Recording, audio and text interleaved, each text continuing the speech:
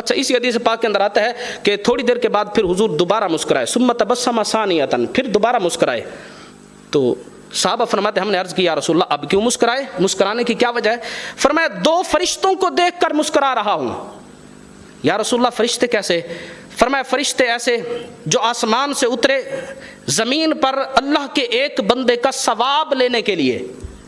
اللہ کا ایک بندہ زمین پر نیکی کرتا ہے اور آسمان سے فرشتے آتے ہیں اس کا ثواب اللہ کی بارگاہ میں لے جاتے ہیں. فرمایا آج جب وہ آئے تو اس وقت وہ بندہ نیک کام کر ہی نہیں رہا تھا، وہ خالی واپس لوٹ گئے. جا کر اللہ کو عرض کرتے ہیں یا اللہ تیرا جو فلاں بندہ جس کا عمل لکھنے کے لیے ہم روزانہ جاتے ہیں، آج تو نے اس کو بیمار کر دیا، اور وہ مصیبت اور دکھ اور بیماری کی وجہ سے وہ بیچارہ وہ نیک کام ہی نہیں کر سکا، ہم خالی واپس آ گئے. مثال کے طور پر ایک بندہ نماز تہجد پڑھتا ہے اور روزانہ پڑھتا ہے، اور فرشتوں کا معمول ہے کہ روزانہ فلاں بندے کے گھر تو جانا ہی جانا ہے، وہ تو پکا ہی نمازی ہے، وہ تو کبھی تہجد چھوڑتا ہی نہیں. اب ایک دن فرشتے آئے اور مصلی خالی تھا اور وہ بیچارہ بندہ بیمار ہو گیا اور نماز نہ پڑھ سکا. تو نبی پاک علیہ السلام نے فرمایا جب فرشتے واپس پہنچے ہیں اللہ کی بارگاہ میں، انہوں نے کہا یا اللہ فلاں بندہ تیری وجہ سے فی حبالک تو نے دکھ دیا ہے، ورنہ بندہ پکا نمازی ہے، تو نے دکھ دیا، بیچارہ بیمار ہو گیا، یا اللہ آج وہ نیکی نہیں کر سکا.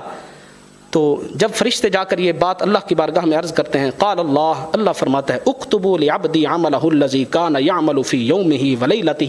اللہ فرماتا ہے رات دن میں میرا وہ بندہ جو پہلے صحت مند تھا، جو بھی عمل کرتا تھا، بیماری کے بعد بیماری کی وجہ سے وہ عمل نہیں کر سک رہا، اللہ فرشتوں کو حکم دیتا ہے جس طرح صحت مندی کے زمانے میں عمل کرتا تھا اور تم اجر لکھتے تھے، اب بھی اگر وہ عمل نہیں بھی کر رہا پھر بھی تم اس کا اجر لکھتے رہو، ثواب لکھتے رہو. یہاں تک کہ اللہ فرماتا ہے لا تنقصوا منہ شیئا، جس طرح وہ صحت مندی کے زمانے میں عمل کرتا تھا اور اس کو روزانہ ثواب ملتا تھا، اس ثواب سے کچھ بھی کم نہ کرنا، اس لیے کہ بیمار اور دکھ میں نے دیا ہے، بیماری میں نے دی ہے، اگر وہ نہیں کر رہا تو پھر بھی میں اللہ اس کو ثواب عطا فرماتا رہوں گا.